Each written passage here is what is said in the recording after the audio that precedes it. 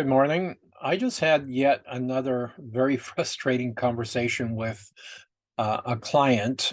And this client, we've been having a conversation now for over 2 years, just to try to get him to understand that, just because you try harder and don't change anything and expect different results is the ultimate definition of lunacy.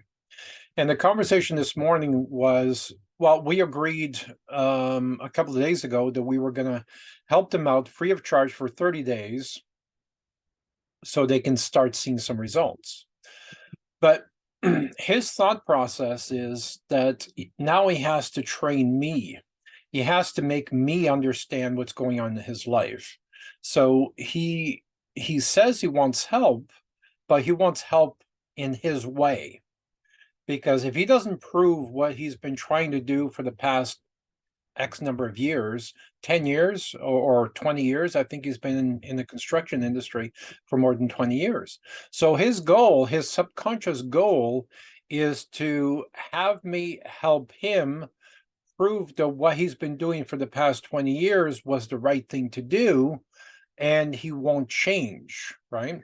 Because if we get on the second Zoom call and he understands that he has to do the opposite of what he's been doing for the past 20 years, that's really going to destroy his ego.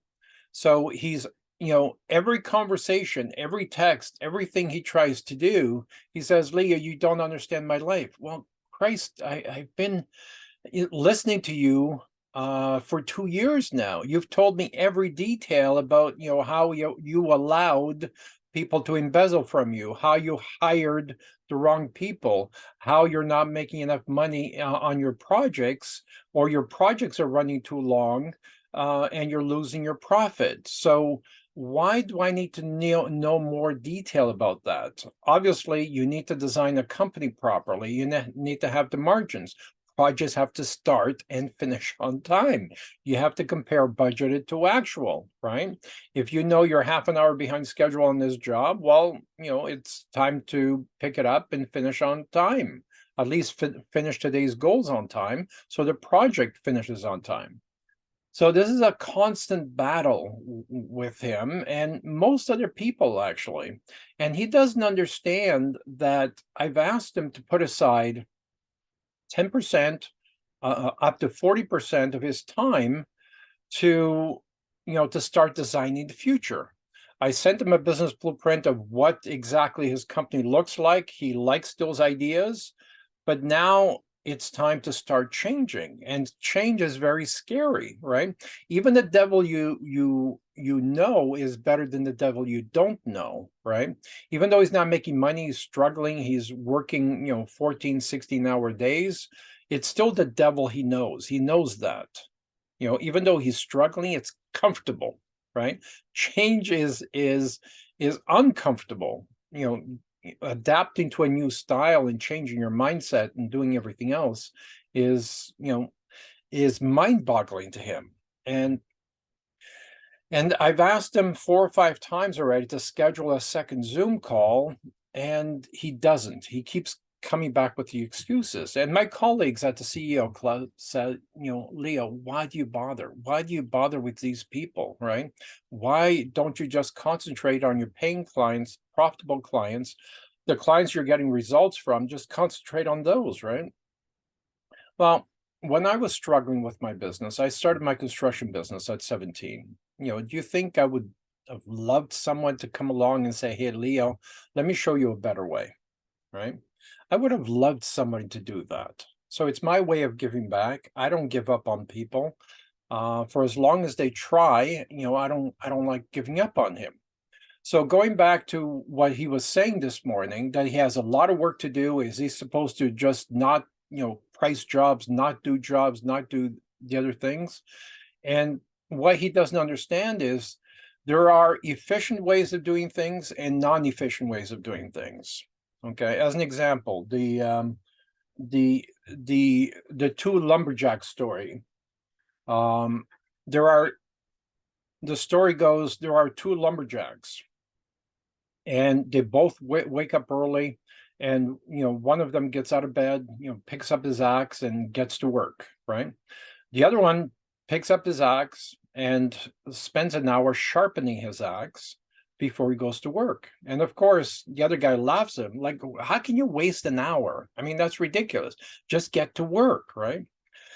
So at the end of the day, one chops down 12 trees and the other one chops down 2 trees, right? So, and yet the guy who chops down 2 trees never looks at the other guy and say, well, what did he do differently than I'm doing? I mean, he's working hard, I'm working hard.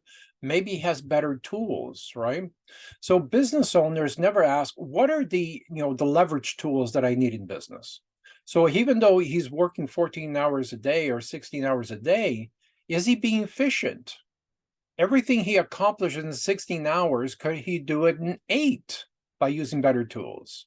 Estimating software, subbing out the 90% of the estimation. Now you only have to check the figures in the math, right? Or use software, right? Same thing with designing contracts. Are you using a template? Are you using voice dictation software where you can type 1,000 words per minute? Are you using uh, other tools for social media to build trusted relationships? So even though you price a job and you're underbidding everyone else, because he's underbidding because history shows he's not making any money on these projects. So he's trying to win these projects on price, right? If you win projects on price and it's a race to the bottom, right? And everybody else you're competing against, the other people are competing on price, and you don't rise above the price, then it's a race to the bottom. And he still doesn't see that, right?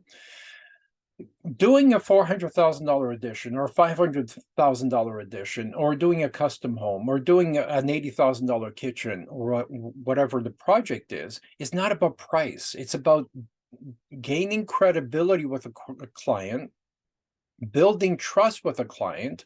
Even though everybody else is pricing at 40,000, you're landing jobs at 80,000 or 120,000 because they trust you, because you've shown them how this particular kitchen will increase the value of the home or resale value of the home, and it's not a good idea to lower the value of the home at $40,000, right? So when you show the client why they want to do business with you, because you have their best interests in mind, you're going to win more profitable clients. So he's not doing that clearly.